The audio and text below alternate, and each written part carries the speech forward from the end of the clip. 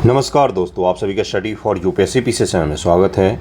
आज तारीख है 28 मार्च 2024 ईस्वी और आज का न्यूज़पेपर आर्टिकल डिस्कशन का वीडियो होगा। ये कई सारे इंपॉर्टेंट आर्टिकल होंगे, न्यूज़ होंगे, तो ध्यानपूर्वक देखिएगा वीडियो को अंत तक। वीडियो को शेयर कर दीजिएगा जहाँ भी संभव हो सके। और बीपीएससी की अगर आप तैयारी कर रहे हैं तो चैनल को सब्सक्राइब ज़रूर कर लीजिए, क्योंकि काफ़ी ज़्यादा कंटेंट आपको मिलेंगे इस चैनल पर। कुछ दिनों में हम लोग जब मई का महीना बीतेगा उसके पश्चात टेस्ट सीरीज भी शुरू करेंगे, अलग अलग एमसीक्यू भी शुरू करेंगे। तो मेंस के प्रोस्पेक्टिव से अभी आप तैयार कर लीजिए।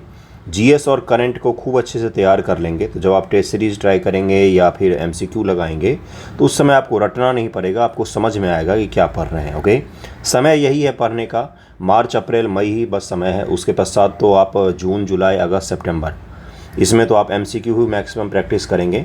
कुछ सवाल भी लिख सकते हैं साथ में, लेकिन मैक्सिमम एमसीक्यू ही प्रैक्टिस करेंगे। देखिए क्या है आज का हेडलाइन, ध्यानपूर्वक पढ़िएगा। और सबसे बड़ी चीज़ होती है रेगुलर रहना। तो रेगुलर रहेंगे अगर आप कहीं पर भी पढ़ने में, किसी भी सब्जेक्ट को रेगुलर पढ़ेंगे, पढ़ाई बीच में 10-10 दिन 15-15 दिन के लिए छोड़ देंगे तो सारा बर्बाद हो जाता, बेकार हो जाता है। अब होली का ही छुट्टी मनाने गए, 7 दिन से घर बैठे हुए हैं तो सारा आपका बेकार हो जाता है। ये सही तरीका नहीं होता इसमें, ठीक है। देखिए क्या है हेडलाइन, क्या है आज का कि सीए के लिए जो आदमी, जो व्यक्ति है वो किस धर्म का है, बिलोंग करता है। ये लोकल जो पंडित पुरोहित होंगे या फिर अलग अलग समुदाय के जो लोकल धर्म गुरु होते हैं वो इस चीज़ को वैलिडेट कर सकते हैं, वो इस चीज़ का सर्टिफिकेट इशू कर सकते हैं। देखिए यहाँ पर लिखा हुआ है, क्या लिखा कि सीए के लिए जो सारा प्रोसेस होगा वो ऑनलाइन ही होगा और आप किस धर्म से बिलोंग करते हैं इसका सर्टिफिकेट आपको कहीं से भी ले सकते हैं। 2019 में एक्ट आया था सीए, पता ही होगा, और उसको नोटिफाई कर दिया गया है, अब लागू कर दिया गया उसको। और मार्च 11 मार्च को जो होम मिनिस्ट्री है उसने इसको नोटिफाई किया था, अब इसको लागू कर दिया गया है। अब आप भी क्या कर सकते हैं, जिनके पास भी सिटीजनशिप नहीं है, जो बाहर के देशों से आए हुए हैं, जो इसके क्राइटेरिया को फुलफ़िल करते हैं, वो ऑनलाइन अपना एप्लीकेशन डाल सकते हैं। लेकिन एप्लीकेशन के साथ आप किस धर्म से बिलोंग करते हैं ये मैंडेटरी डॉक्यूमेंट होगा, ये आपको लगाना ही पड़ेगा, अनिवार्य होगा ये। और किस धर्म से आप बिलोंग करते हैं ये लोकल जो प्रेस्ट होंगे वो आपको सर्टिफिकेट दे सकते हैं। तो ये इस न्यूज़ में है, छोटा सा न्यूज़। उसके बाद अगला न्यूज़ क्या है हेडलाइन में, तो देखिए जब से अरविंद केजरीवाल जो गिरफ्तार किया गया है तो 2 देशों ने इस गिरफ्तारी पर कुछ भी कमेंट किया है। कहीं पर भी हमारे देश के अंदर कोई भी मामला है तो कोई भी बाहरी देश को किसी भी मुद्दे पर, हमारे देश के इंटरनल मुद्दे पर बोलना नहीं चाहिए। लेकिन 2 देश हैं, जो एक है जर्मनी और एक कौन सा है, एक है यूएसए। इन दोनों ने कमेंट किया है। केजरीवाल जी के जो ट्रायल शुरू हुआ है उनके ऊपर उस चीज़ को लेकर कमेंट किया था कि उनको फेयर ट्रायल मिलेगा या उम्मीद करते हैं कि उनको सही ट्रायल मिलेगा। इस तरह के कमेंट जो होते हैं ये क्या होते हैं, ये कहीं ना कहीं इस चीज़ को दिखाता है कि वो हमारे गवर्नमेंट को एक सही नज़रिए से नहीं देख रहे हैं। वो ये देख रहे हैं कि जो केजरीवाल जी हैं या अलग अलग जो नेता गिरफ्तार होते हैं उनके खिलाफ जो केस चलाए जा रहे हैं ये राजनीति से प्रेरित होते हैं। तो लेकिन भारत सरकार ने समन किया है जर्मनी के भी दूतावास को और यूएसए के भी दूतावास को कि कृपया करके अपना मुंह बंद रखें और इंटरनल मामलों में कृपया करके न बोलें। आप किसको गिरफ्तार करते हैं, किसको नहीं गिरफ्तार करते हैं, हम तो नहीं बोलने जाते हैं। हमारे यहाँ पर कुछ भी होता है तो आपको ही बोलने की ये शक्ति नहीं है, आपको नहीं बोलना चाहिए। हमारे इंटरनल मामलों में आपको दखल नहीं देना चाहिए। ओके, तो इसे ध्यान में रखिएगा। चलते हैं आज के मुख्य न्यूज़ पर, आज का आर्टिकल डिस्कस करते हैं जो भारत और पाकिस्तान के चावल के विवाद से संबंधित है। बिल्कुल सही सुन रहे हैं आप, चावल के विवाद से संबंधित है भारत और पाकिस्तान के बीच में, और जो काफ़ी ज़्यादा इम्पोर्टेंट भी है क्योंकि ये कहीं ना कहीं हमारे दुनिया भर में जो इंपोर्ट होते हैं उसको प्रभावित करता है। और इस चीज़ पर देखते हैं विवाद क्या है, कौन से वैरायटी को लेकर विवाद है और क्यों चर्चा में ये टॉपिक है, सभी चीज़ों को अच्छे से कवर करते हैं। ओके, देखिए क्या है न्यूज़ की भारत का बासमती चावल का कृषि विवाद व चावल का प्रत्यक्ष बीजारोपण, इस चीज़ को लेकर विवाद है। एक चीज़ और मैं उससे पहले बता दूं, आज अगर आप ज्वाइन करते हैं तो होली ऑफर का आज लास्ट दिन है। पेड ग्रुप का, पेड ग्रुप जो चल रहा है उसका आज लास्ट दिन होगा।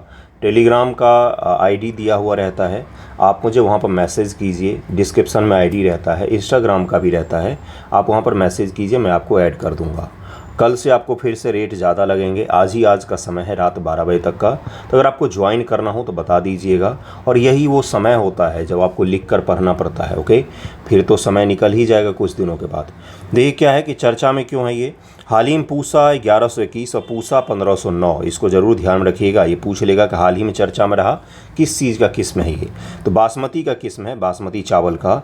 भारत की बेशकीमती बासमती चावल की किस्में पाकिस्तान में नए नामों के साथ पाई गई हैं। ये भारत का अपना है, भारत ने इसको रजिस्टर करवाया, एक तरह से कॉपीराइट है अगर सामान्य भाषा में आपको समझाऊं। लेकिन पाकिस्तान में उगाया जा रहा अलग अलग नामों से। अब वो एक्सपोर्ट करते, इससे क्या होता है, हमारा नुकसान हो जाता है, जिससे भारतीय कृषि अनुसंधान संस्थान IARI के वैज्ञानिकों के बीच इसको लेकर चिंता बढ़ गई है। उन्होंने भारतीय किसानों तथा निर्यातकों की सुरक्षा के लिए कानूनी कार्रवाई किए जाने का आग्रह किया है। उन्होंने आग्रह किया है कि इस चीज़ को पर रोक लगाई जाए कि ये चीज़ कहीं न कहीं उल्लंघन करता है जो हमारे द्वारा बनाए गए किस्म है, हमारे किसानों के लिए बनाया गया किस्म है, हमारे किसानों के लिए ही केवल बनाया गया है वो पाकिस्तान में उपजाया जा रहा है, जिससे क्या होगा, कहीं न कहीं हमारा नुकसान होगा। यह भारतीय किसान की सुरक्षा, न्याय संगत व्यापार प्रथाओं को बनाए रखने के लिए एकीकृत कार्रवाई की तात्कालिकता पर प्रकाश डालता है कि तुरंत कार्रवाई होना चाहिए, इसको लेकर विलंब नहीं होना चाहिए। Federation of seed industries of India और अस्थगुरु कंसल्टेंट ने चावल की कृषि में सहयोगात्मक प्रयासों की आवश्यकता पर जोर दिया है, जिसमें चावल के प्रत्यक्ष बीजारोपण तकनीकों पर विशेष ध्यान दिया गया है। पाकिस्तान में भारतीय बासमती किस्म की अवैध खेती कैसे की जाती है, देखिए जरा। देखिए क्या लिखा हुआ है कि अवैध खेती, पाकिस्तान में भारतीय बासमती किस्म की खेती पूसा बासमती 1121 जो भारतीय किस्म है का PB 1121 से शुरू हुई, जो आधिकारिक तौर पर पाकिस्तान में PK 1121 एरोमेटिक के रूप में पंजीकृत है। वहाँ पर एक रजिस्टर्ड भी है, जो भारतीय बासमती का किस्म है वो रजिस्टर्ड है, वहाँ पर नाम बस चेंज है। पूसा बासमती 6 PB 6 और PB 1509 जैसे अन्य लोकप्रिय IARI प्रजनित किस्मों को पाकिस्तान में उगाया गया है, उनका नाम बदल दिया गया है, जो भारतीय कृषि अधिकारियों के लिए महत्वपूर्ण चुनौती को प्रस्तुत करती है। भारतीय ही किस्म है, केवल नाम बदल दिया है उन्होंने और उसको वहाँ पर उपजाते हैं। दरअसल में देखिए, चावल की खेती जो है ना, वो सिंधु के से लेकर गंगा के मैदानों तक में बहुत पहले से होती आई है। लेकिन भारत में वैज्ञानिकों के द्वारा एक नई किस्म का इजाद किया गया बासमती चावल का। बासमती चावल पता ही आपको, भारत के जो बासमती चावल होते हैं ना गुरु, ये ईरान से लेकर सऊदी अरेबिया मतलब अरेबियन पेनिनसुला जो है वो, और यूरोप, अमेरिका सभी जगहों पर बहुत ही ज़्यादा पसंद किए जाते हैं। पाकिस्तान ने भी उसी चीज़ को कॉपी कैट करना शुरू कर दिया। हालांकि पाकिस्तान में भी कुछ बासमती के अच्छे किस्म पहले से उपजते थे, लेकिन उसने कॉपी कैट किया हमारे कुछ किस्मों का। वो जब उपजा रहा था अपना, तब हमें थोड़ी नहीं दिक्कत थी। हमें दिक्कत इस चीज़ से है कि हमारे जो किस्म है जिस पर हमारा कॉपीराइट है वो क्यों आप उपजा रहे हैं। ठीक है। पूसा बासमती 1847, PB 1885, PB 1886 जैसी हालिया किस्मों की पहचान भी पाकिस्तानी खेतों में की गई है, जो बैक्टीरियल ब्लाइट एवं चावल ब्लाइट फंगस संक्रमण का प्रतिरोध करने के लिए तैयार की गई थी।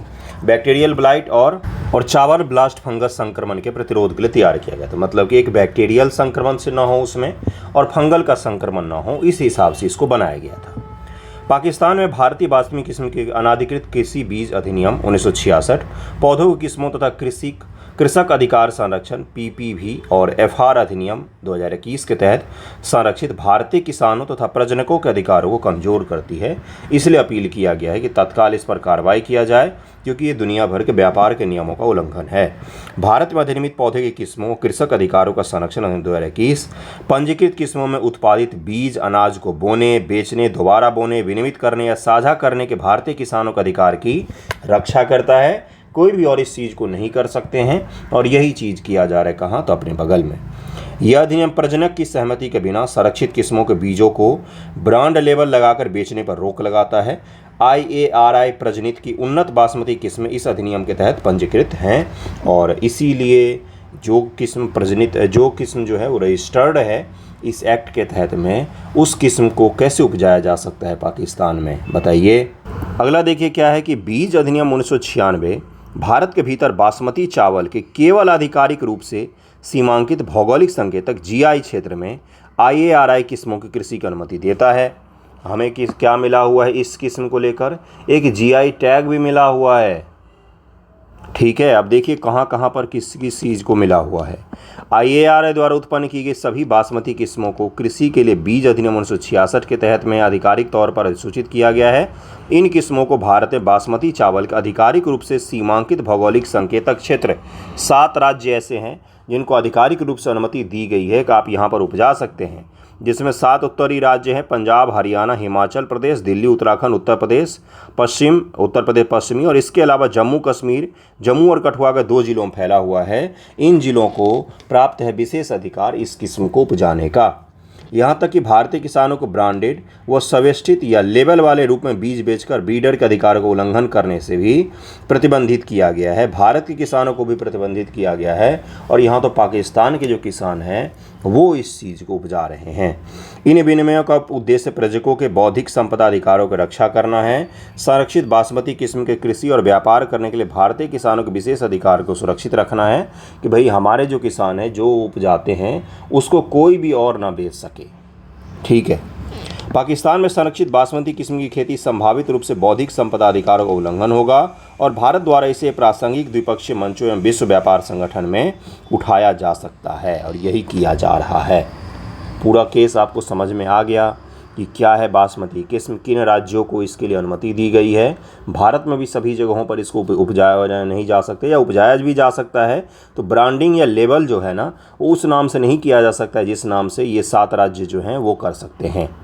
ठीक है, तो ये चीज़ें बताई गई थी इसमें। पाकिस्तान में इस चीज़ का उल्लंघन हो रहा है, उसको लेकर भारत सरकार ने आवाज़ उठाई है कि कृपया करके इस चीज़ का उल्लंघन न करें, बंद कर दिया जाए इस। अब अगला देखिए इसी आर्टिकल में क्या है कि ये जो बासमती चावल है ये वैश्विक बाजार को किस प्रकार से प्रभावित करता है, इसको ज़रा देखिए। वर्ष 2022-2023 से भारत ने 4.79 बिलियन अमेरिकी डॉलर मूल्य के 45.61 लाख टन के बासमती चावल का निर्यात किया है। भारत का बासमती चावल का निर्यात रिकॉर्ड स्तर पर पहुंचने के आगार पर है। अनुमान के मुताबिक चालू वित्त वर्ष से 5.5 अरब डॉलर मूल्य का 50 लाख टन निर्यात का संकेत दिया गया है कि हमारा चावल का निर्यात जो है वो दुनिया में प्रथम स्थान पर आ गया है।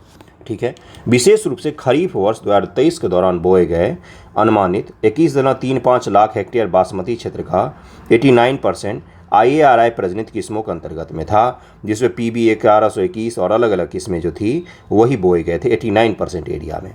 हालांकि भारत की तुलना में पाकिस्तान का बासमती निर्यात कम है। पाकिस्तानी रुपये के मूल्य ह्रास के कारण अंतर्राष्ट्रीय बाजारों में प्रतिस्पर्धी मूल्य निर्धारण को सक्षम करने के कारण से वृद्धि भी हुई है कहीं न कहीं, तो ये भी एक हमारे लिए चिंता का सबब बना हुआ है।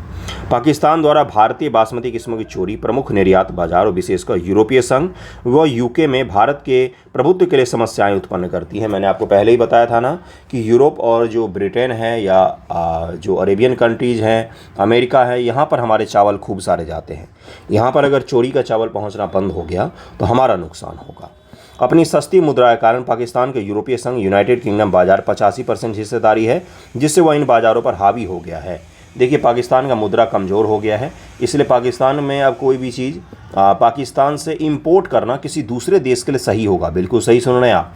पाकिस्तान अगर बाहर से कुछ ख़रीदता होगा तो उसके लिए काफ़ी महंगा होगा, लेकिन पाकिस्तान से कोई कुछ खरीद के लेते जाता होगा, बाहर इंपोर्ट करता होगा, जैसे चावल का इंपोर्ट है तो वो सस्ता पड़ता है। आपको पता होगा ये मुद्रा जब कमज़ोर होती है तो हमारे देश से एक्सपोर्ट जो होंगे वो बढ़ जाएंगे। ठीक है, हालांकि भारत, ईरान, सऊदी अरब अन्य पश्चिम एशियाई देशों जैसे बाजार में प्रभुत्व बनाए हुए हैं, जहां उपभोक्ता सख्त दानों वाले उष्णा या पारा बॉइल्ड चावल पसंद करते हैं, जिनकी भोजन पकाने के दौरान टूटने की कम संभावना होती है, वो चावल पसंद करते हैं। उसके निर्यात में हमने महारत हासिल की हुई है। ओके, अगला देखिए क्या है IARI के बारे में।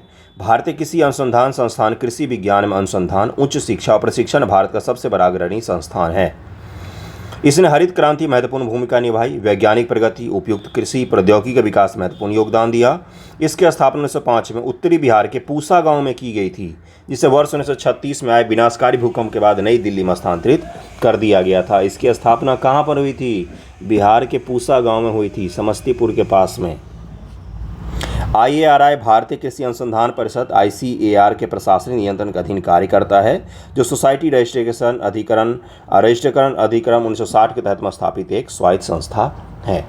IARI के बारे में पता चल गया आपको, और चावल की किस्मों के बारे में पता चल गया, बासमती चावल के निर्यात के बारे में पता चल गया, वॉल्यूम पता चल गया, कितना हम निर्यात करते, कितने पैसे, डेटा भी दे दिया मैंने आपको, क्या विवाद है ये भी समझा दिया है मैंने आपको। देखिए अगला क्या है। अगला न्यूज़ देखिए क्या है कि इलेक्शन के ही कारण से मेनली जो मनरेगा योजना होता है उसके तहत में वेज को, यानी कि जो पे किया जाता पैसा, उसको बढ़ाया गया है। देखिए यहाँ पर क्या लिखा हुआ है कि 10% का हाइक दिया गया है कुछ राज्यों में। क्या है न्यूज़, क्या है कि उत्तर प्रदेश में 7 रुपया बढ़ाया गया है। कितना रुपया? 7 रुपया। 230 रुपया मिलता था उनको, तो 237 मिलेगा। सही सुन रहे हैं आप, 2023 में मिलता था 230 और 2024 में 237। ठीक है। इसी प्रकार से गोवा में 34 रुपये बढ़ाया गया है, 322 रुपये से 356 रुपये अब मिलेगा। और अलग अलग राज्यों में भी अलग अलग रेट से बढ़ाया गया। मनरेगा योजना क्या है?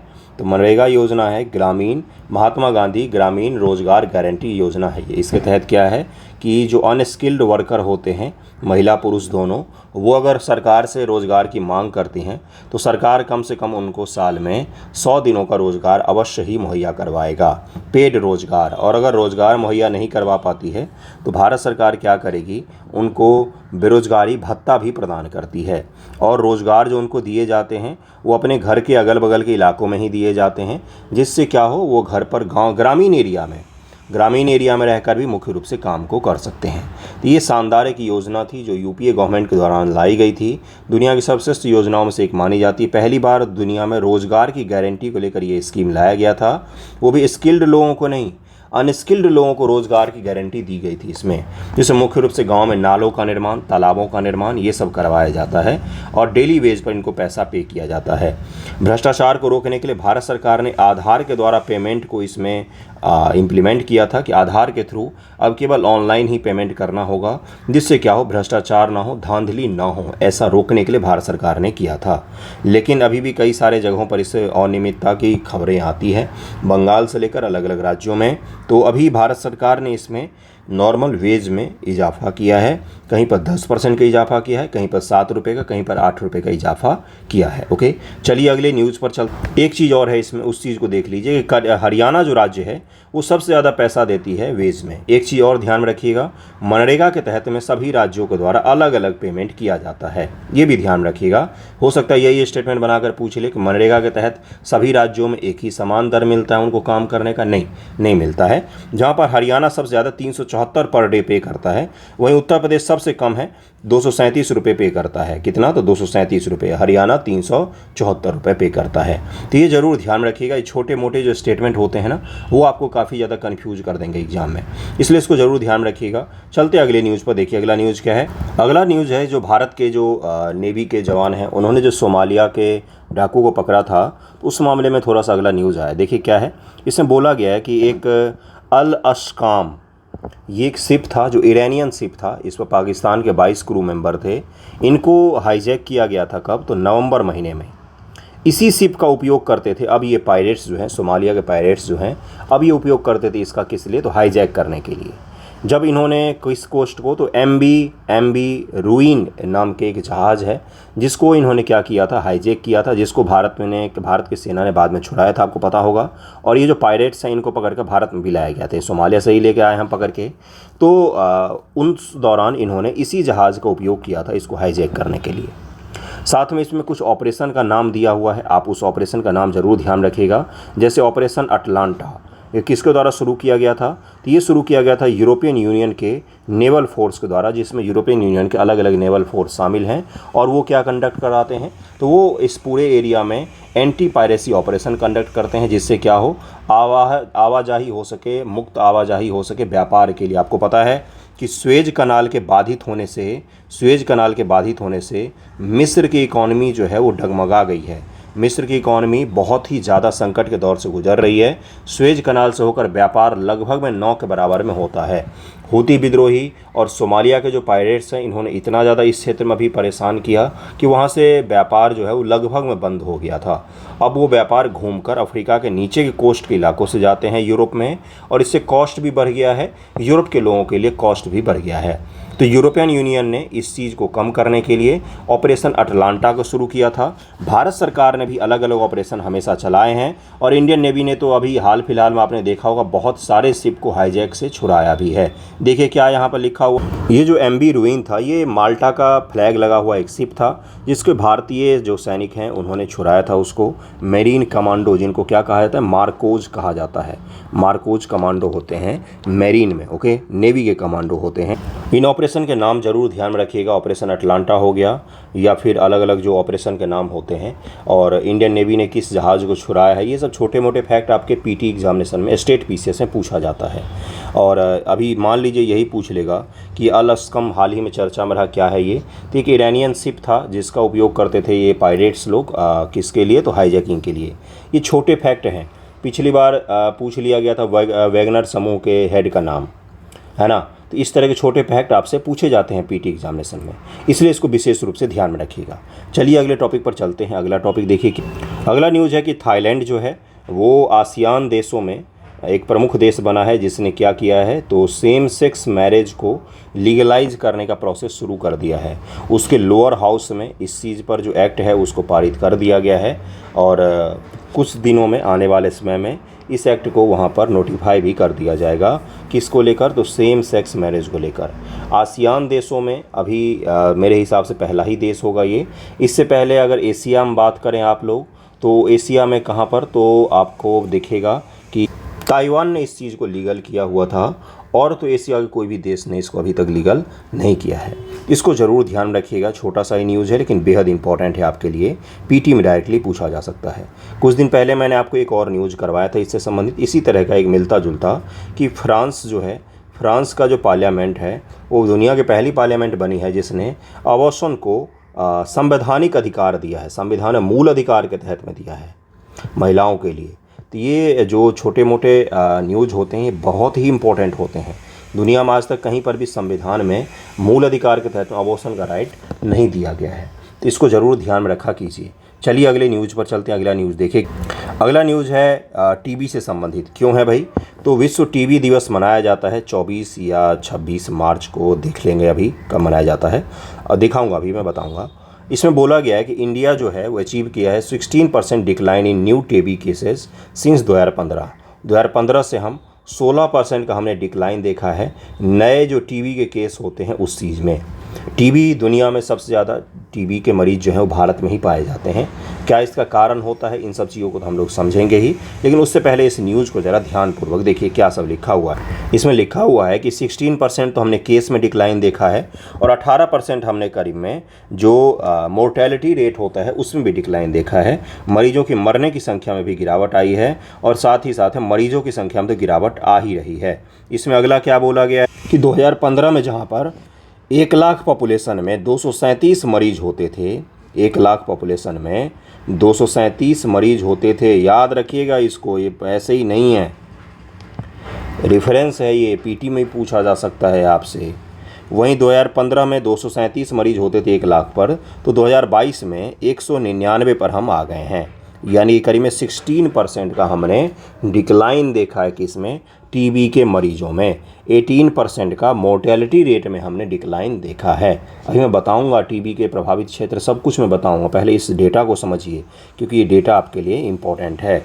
उसके पश्चात यहाँ पर बोला गया है कि 28 पर लाख जो हैं वो मरते थे, 28 मरीज जो मर जाते थे 1 लाख में से 2015 में, तो वो अब कितना पर आ गया है? वो 23 पर आ गया है 2022 में। इसमें भी गिरावट हमने देखा है, 28 से 23 पर आ गया है। ये सांकेतिक डेटा भले ही होता है, लेकिन सैंपल सर्वे कीजिए ज़रा, 140 करोड़ की आबादी में इसको निकालिए तो आपको बहुत बड़ा अंतर दिखाई देगा। 16% का डिक्लाइन बहुत ही बड़ा अंतर है ये। 18% का डिक्लाइन मोर्टेलिटी रेट में बहुत ही बड़ा अंतर है ये। इतना बड़ा अंतर से कई सारे लोगों की हमने जान बचा ली, कई सारे लोगों को हमने, करोड़ों में ये संख्या आएगा जिनको हमने टीबी होने से बचा लिया। ओके, अगला देखिए क्या है। टीबी रिपोर्ट 2024 रिलीज़ किया गया है यूनियन हेल्थ मिनिस्ट्री के द्वारा। कब रिलीज़ किया गया? तो वेडनेसडे को रिलीज़ किया गया है। उसके पश्चात से हमने टारगेट क्या रखा हुआ है कि 2025 तक हमने टारगेट रखा हुआ है टीबी को एलिमिनेट करने का। 2025 अगले साल ही है, नज़दीक में है। टीबी को एलिमिनेट करने का टारगेट 2025 तक के लिए रखा गया है। ये सीधा सीधा पीटी में दिया जा सकता है कि टीबी को एलिमिनेट करने का टारगेट हमने 2030 तक के लिए रखा हुआ है। आप भी वहाँ पर खुशी खुशी मार आएंगे कि जय श्री राम, ऑप्शन बी, फिर वो हो जाएगा गलत। इसीलिए बोल रहा हूँ, इसको ध्यानपूर्वक कवर कीजिए। देखिए क्या लिखा हुआ है। देखिए अगला क्या बोला गया कि 2017 से 2025 के लिए NTEP, इसको क्या बोला जाता है? इसको बोला था नेशनल ट्यूबरक्लोसिस एलिमिनेशन प्रोग्राम चलाया जा रहा है। कब से कब के लिए? 2017 से 2025 के लिए। 2017 से 2025 के लिए NTEP national tuberculosis elimination program चलाया जा रहा है भारत सरकार के द्वारा। स्पष्ट करके इसको ध्यान में रखिए, ठीक है। चलिए टीबी के बारे में थोड़ा सा और पढ़ लेते हैं, समझते हैं। देखिए क्या लिखा हुआ है कि 24 मार्च को विश्व तपेदिक क्षय रोग दिवस मनाया जाता है। इसे 1882 में डॉक्टर रॉबर्ट कोच के द्वारा टीबी का कारण बनने वाले जीवाणु माइक्रोबैक्टीरियम ट्यूबरक्लोसिस की खोज की याद में मनाया जाता है। उल्लेखनीय है कि WHO का आंकलन के अनुसार प्रत्येक दिन दुनिया भर में 3500 लोग टीबी से अपनी जान गंवाते हैं। 3500, लगभग 30,000 लोग टीबी बेसिली से संक्रमित होते हैं। वैश्विक स्तर पर टीबी के 27% मामले अकेले भारत में आते हैं। दुनिया में अगर 100 मरीज सामने आए हैं तो 27 मरीज भारत से होते हैं। यह आश्चर्यजनक है क्योंकि टीबी एक पता लगाने योग्य आरोग्य साध्य बीमारी, डिटेक्टेबल एंड क्यूरेबल डिजीज है। कोई ऐसा बहुत ही भयानक वाला डिजीज नहीं है, अब के दौर में तो बिल्कुल नहीं है, फिर भी इसके मरीज भारत में आते हैं। टीबी का निदान उपचार प्रोटोकॉल लंबे समय से मौजूदा स्वास्थ्य प्रणालियों का अंग रहे हैं। तपेदिक क्षय रोग, यक्ष्मा टीबी क्या है? टीबी माइक्रोबैक्टीरियम ट्यूबरक्लोसिस नामक जीवाणु बैक्टीरिया के कारण उत्पन्न जो मैक्रोबैसिलियस परिवार से संबंधित जीवाणु हैं, जिसमें लगभग 200 अन्य जीवाणु शामिल होते हैं। माइक्रोबैक्टीरियासी परिवार का एक जीवाणु परिवार होता है, इनका भी कुल खानदान परिवार होता है बैक्टीरिया और वायरस का, ठीक है। तो उस परिवार से बिलोंग करता है ये, और 200 अन्य परिवार के सदस्य हैं इसके। कुल माइक्रोबैक्टीरिया मनुष्यों में टीबी व कुष्ठ रोग, लेप्रोसी जैसी बीमारियों के कारण बनते हैं। अब आपको पता चला एक ही परिवार से, एक ही कुल खानदान से बिलोंग करते हैं ये लोग, और अन्य जंतुओं की विस्तृत श्रृंखला को संक्रमित करते हैं। मनुष्यों में टीबी सबसे अधिक फेफड़ों को प्रभावित करता है, लेकिन अन्य अंगों को भी प्रभावित करता है। फेफड़े के अलावा भी अन्य अंगों को प्रभावित कर सकता है। टीबी एक बहुत ही प्राचीन बीमारी है जो बहुत पहले खोजा गया था। इस पर इतिहास में क्या जाना? टीबी से निपटने के लिए कौन सी पहले की गई हैं? वैश्विक प्रयास WHO के द्वारा global fund stop TB partnership के साथ find treat all #end TB नामक संयुक्त पहल शुरू की गई थी। WHO के द्वारा ग्लोबल ट्यूबरक्लोसिस रिपोर्ट भी जारी किया जाता है। ग्लोबल ट्यूबरक्लोसिस रिपोर्ट कौन जारी करता है? तो विश्व हेल्थ ऑर्गेनाइजेशन WHO जारी करता है। भारत के प्रयास, प्रधानमंत्री टीबी मुक्त भारत अभियान, क्षय रोग उन्मूलन हेतु राष्ट्रीय रणनीतिक योजना, जिसको मैंने अभी बताया आपको, NTEP national tuberculosis elimination program 2017 से 2025 चला रही है भारत सरकार। 25 टीबी हारेगा देश जीतेगा निक्षय पोषण योजना, जैसे 500 रुपया पर मंथ टीबी के मरीजों को दिया जाता है पोषण के लिए, ताकि उनका शरीर स्वस्थ रहे, भोजन मिल सके, उनको सही से खा पाएँ, और आधी बीमारी तो उसी से दूर हो जाती है। अगले टॉपिक पर चलिए, अगला टॉपिक देखिए। अगला टॉपिक बिहार स्पेशल संबंधित है। न्यूयॉर्क में बिहार दिवस पर प्रमुख भारतीय अमेरिकों को सम्मानित किया गया। बिहार दिवस कब मनाया जाता है? मैंने आपको विश भी किया था, भूल गए होंगे आप लोग। हाल ही में बिहार से आने वाले भारतीय अमेरिकी प्रवासियों के 4 प्रमुख सदस्यों को उनकी उत्कृष्ट उपलब्धियां और योगदान के लिए बिहार दिवस के अवसर पर सम्मानित किया गया। क्या है? तो होलटेक इंटरनेशनल के संस्थापक CEO doctor Chris Singh, Wipro के मुख्य परिचालन अधिकारी Amit Chaudhary, PRAN medical group के संस्थापक डॉक्टर दिनेश रंजन व न्यूट्रीवेट फार्म केयर के निदेशक अभिनव अतुल को सम्मानित किया गया। ये सब बिहार से बिलोंग करते हैं और दुनिया के सम्मानित पदों पर बैठे हुए हैं। इन सभी को सम्मानित किया गया। Bihar foundation US east coast chapter और Bihar Jharkhand association of North America, ये अमेरिका में एक संस्थान है, अमेरिका में एक एसोसिएशन है जो वहाँ पर बिहार के लोगों को जो उत्कृष्ट काम करते हैं, या बिहार झारखंड एसोसिएशन करके है, और वो सम्मानित करते हैं वहाँ पर। साझेदारी में न्यूयॉर्क में भारत के महावाणिज्य दूतावास द्वारा आयोजित एक विशेष कार्यक्रम उन्हें बिहार विश्व गौरव सम्मान से सम्मानित किया गया। इस कार्यक्रम बिहार के राज्यपाल राजनेत्र विश्वनाथ आर्लेकर के साथ मुख्यमंत्री नीतीश कुमार के संदेश भी शामिल थे। इनको जरूर ध्यान रखिएगा। एक छोटा सा एसोसिएशन है जिसको 1976 में अमेरिका में स्थापित किया गया था। न्यूयॉर्क, न्यू जर्सी व कनेक्टिकट में बिहार झारखंड के लोगों के बीच सामाजिक संबंध को बढ़ाने का काम करता है। अमेरिका में ये संस्थान काम करता है। BAJANA बजना। अब इसको जरूर ध्यान रखिएगा, छोटा सा है, ध्यान में रख लीजिएगा। चलिए अगले टॉपिक पर चलते हैं। अगला न्यूज़ देखिए क्या है कि जो चीन है वो श्रीलंका में डीप सी पोर्ट और एयरपोर्ट को बना रहा है। डीप सी पोर्ट का तात्पर्य क्या होता है? गहरा होता है वो पोर्ट सामान्य पोर्ट की तुलना में, और वहाँ पर बड़े जहाज़ भी आ सकते हैं डायरेक्ट, कोस्ट तक आ सकते हैं। नहीं तो अभी बड़े जहाज़ों को बीच समुद्र में या कोस्ट से काफ़ी दूर रोकना पड़ता है और वहाँ से छोटे छोटे जहाज़ों में सामान उतार कर लाया जाता है। तो डीप सी पोर्ट और एयरपोर्ट कहाँ पर बना रहा है चीन? तो अभी नया नया समझौता किया गया है चीन और श्रीलंका के बीच में, जिसके तहत में चीन डीप सी पोर्ट और वहाँ पर एयरपोर्ट का निर्माण करने जा रही है। और हम्बनटोटा बंदरगाह जो श्रीलंका के दक्षिण उत्तर में यहाँ पर स्थित है, दक्षिण पूर्व में, उसको भी डेवलप कौन कर रहा है? तो चीन ही डेवलप कर रहा है और स्ट्रेटजिक रूप से वो इम्पोर्टेंट है। 99 साल के लीज पर इसको दे दिया गया है चीन को। तो ये भी भारत के लिए कहीं ना कहीं स्ट्रेटजिक रूप से एक धक्का था जब हम्बनटोटा पोर्ट चीन के पास चला गया था। और अभी फिर से एक चीज़ है कि फिर से चीन क्या कर रहा है, वहाँ पर डीप सी पोर्ट और एक एयरपोर्ट को डेवलप करने जा रहा है। इसने श्रीलंका के ऋण को भी रीस्ट्रक्चर किया है। अब ऋण के रीस्ट्रक्चर का क्या तात्पर्य होता है? ये सीधा सीधा पीटी में पूछा जा सकता है कि ऋण के रीस्ट्रक्चर का तात्पर्य क्या होता है। तो ऋण का रीस्ट्रक्चर का तात्पर्य होता है कि या तो डेट को एक्सटेंड किया गया है, ऋण चुकाने की अवधि को एक्सटेंड किया गया है, ऋण चुकाने की अवधि को एक्सटेंड किया गया है, या तो फिर ऋण चुकाने का जो ब्याज दर है उसमें कुछ परिवर्तन किया गया है। उसको यहाँ पर ऑफिशियल स्टेटमेंट में बताया नहीं गया है क्या हमने परिवर्तन किया है। या तो ये दोनों भी हो सकता है कि डेट भी बढ़ाया गया हो, ब्याज दर में भी कुछ परिवर्तन किया गया हो। ध्यानपूर्वक सुनिएगा, लोन का रीस्ट्रक्चर क्या होता है ये पीटी में पूछा जा सकता है आपसे स्टेटमेंट बनाकर।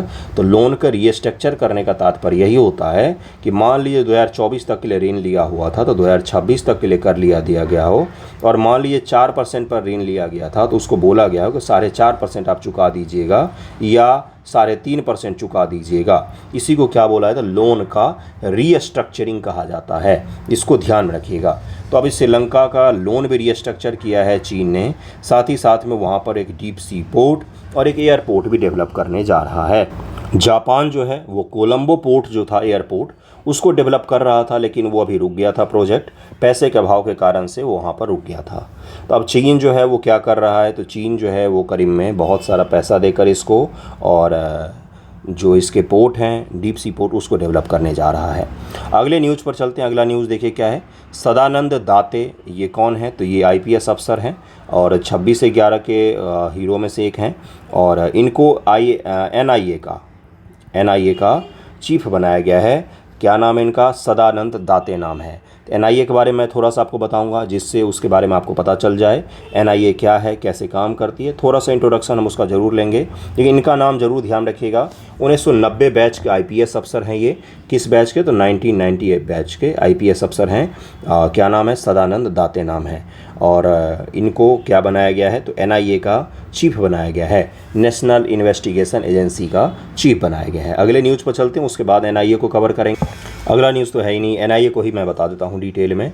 और NIA के बारे में पूछा जा सकता है पीटी में आपसे। काफ़ी चर्चा में रहती है एजेंसी और इसका काम करने का तरीका बिल्कुल ही अलग है। NIA का विशेष अदालत भी होता है जो किस प्रकार से काम करती है, किस मिनिस्ट्री के अंतर्गत आती है, कब स्थापित किया गया था, इन सभी चीज़ों को हम लोग डिटेल में पढ़ते हैं। क्या नाम है इनका? तो सदानंद दाते नाम है इनका। NIA भारत की केंद्रीय आतंकरोधी कानूनी प्रवर्तन एजेंसी है। आतंकवाद से संबंधित चीज़ों पर काम करती है। भारत के सुरक्षा संप्रभुता इन सभी को सुरक्षित रखती है। विदेशी राज्यों के साथ मैत्रीपूर्ण संबंध, परमाणु और नाभिकीय सुरक्षा सुविधाओं के विरुद्ध, हथियार, ड्रग, नकली भारतीय मुद्रा तस्करी, सीमा पार से घुसपैठ, इन सभी चीज़ों पर ध्यान रखती है ये। संयुक्त राष्ट्र की इसकी एजेंसी और अन्य अंतर्राष्ट्रीय संगठनों की अंतर्राष्ट्रीय संधियों, समझौतों, सम्मेलन, प्रस्तावों को लागू करने के लिए वैधानिक कानूनों के तहत अपराध, इन सभी चीज़ों पर काम करती है। कहने का मतलब ये है कि जो भी राष्ट्र के सुरक्षा अखंडता से जुड़े हुए मुद्दे होते हैं, चाहे वो आतंकवाद का मुद्दा हो, चाहे वो नक्सल का मुद्दा हो, इन सभी चीज़ों पर ये क्या करती है? तो काम करती है। इसका गठन राष्ट्रीय जांच एजेंसी अधिनियम 2008 के तहत किया गया था। एजेंसी को गृह मंत्रालय से लिखित उद्घोषणा के तहत राज्यों से विशेष अनुमति के बिना राज्यों में आतंकवाद से संबंधित अपराधों की जाँच करने का भी अधिकार है। मुख्यालय इसका नई दिल्ली में है। कब स्थापित किया गया था? 2008 में। मुंबई अटैक के पश्चात इसको स्थापित किया गया था। इसको जरूर ध्यान में रखिएगा, मुंबई अटैक के बाद इसको स्थापित किया गया था।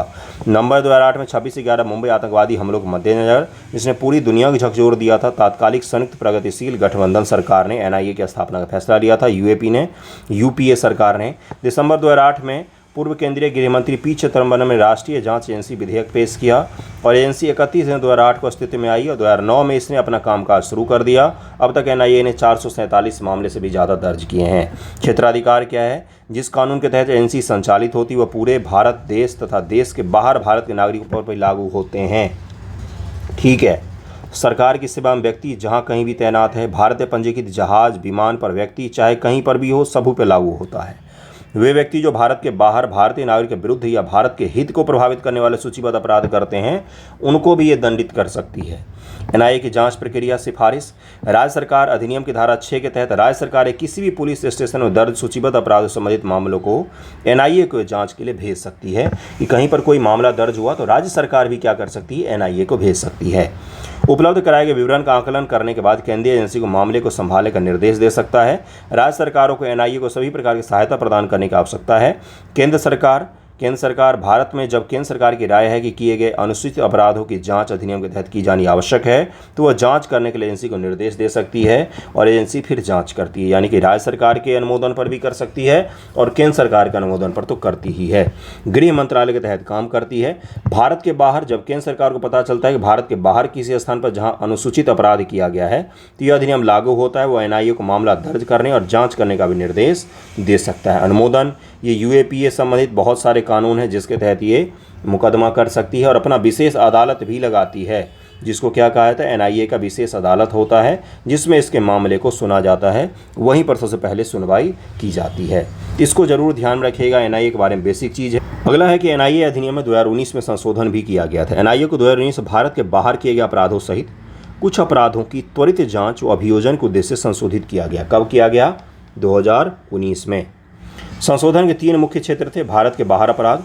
मूल अधिनियम ने एनआईए को भारत में अपराधों की जांच और मुकदमा चलाने की अनुमति दी, लेकिन इस अधिनियम में भारत के बाहर भी जांच करने की अनुमति दी गई थी उसको। ठीक है। संशोधित अधिनियम ने एजेंसी को अंतर्राष्ट्रीय संधियों, अन्य देशों के घरेलू कानून के अधीन भारत के बाहर किए गए अपराधों की जांच करने का अधिकार दिया है। कानून का दायरा भी बढ़ाया गया है। इसमें एनआईए में संशोधन के तहत में मानव तस्करी, जाली मुद्रा या बैंक नोट, प्रतिबंधित हथियार के निर्माण या बिक्री, साइबर आतंकवाद, विस्फोटक पदार्थ अधिनियम, इन सभी के तहत भी अब यह जांच पड़ताल कर सकती है। तो सदाकांत दाते जो आईपीएस अफसर हैं 1990 बैच के, उनको बनाया गया है एनआईए का चीफ। जरूर ध्यान में रखिएगा। एक बिहार स्पेशल भी हमने कवर किया, फिर चावल का न्यूज़ भी हमने कवर किया है और भी एक न्यूज़ आपको टीवी का डिटेल में कवर किया है और अगले वीडियो में जल्द ही मिलेंगे। थैंक यू सो मच आप सभी का वीडियो देखने के लिए। ज़्यादा न्यूज़ अगर आप पर डे पढ़ेंगे तो मंथली आपका बल्कि हो जाता है। 4 से 5 मुख्य इंपॉर्टेंट न्यूज़ होते हैं, बाकी सारे न्यूज़ जो होते हैं वो डे बाय डे होता है। अब जैसे भारत का एफडीआई कम हो गया है, भारत का एफडीआई 2 महीने बाद फिर बढ़ भी जाएगा। एक न्यूज़ आया था आज के पेपर में कि भारत के एफडीआई में कमी देखी गई है। हालांकि भारत के जो प्रोजेक्ट अनाउंस किए गए नए उसमें बढ़ोतरी देखी गई है, लेकिन एफडीआई के मात्रा में कमी देखी गई है। ठीक है। तो अब ये जो न्यूज़ है ये कहीं से भी आपसे बिलोंग नहीं करता है। आपसे नहीं पूछा जाएगा कि अप्रैल माह में भारत के एफडीआई में क्यों कमी देखी गई थी इस तरह का न्यूज़ नहीं पूछा जाता है। एफडीआई क्या होता है, ये सब चीज़ें मैं अगले वीडियो में आपको समझाऊंगा। उस न्यूज़ को मैंने रखा हुआ है, इग्नोर नहीं किया है। अगले वीडियो में हम लोग उसको कवर करेंगे। थैंक यू सो मच आप सभी का। डेली पढ़िए और थोड़ा सा उत्साह से पढ़िए। थैंक यू सो मच आप सभी का वीडियो देखने के लिए।